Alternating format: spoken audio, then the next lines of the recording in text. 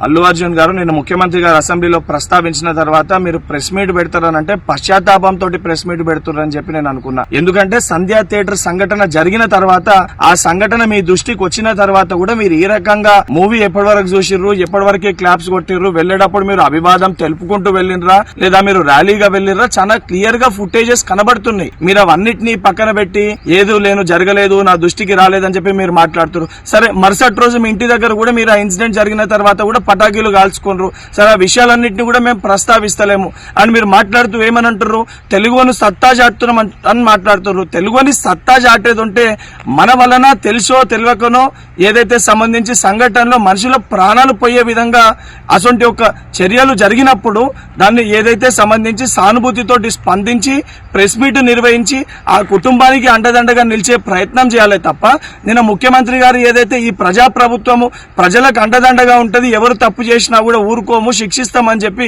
ముఖ్యమంత్రి గారు వారి స్థాయిలో తెలంగాణ ప్రజానికానికి ఒక ధైర్యం ఒక భరోసా కల్పిస్తుంటే దాని తర్వాత మీరు ఈ రకంగా ప్రెస్ మీట్ పెట్టడం అనేది ఇది సరికాదు.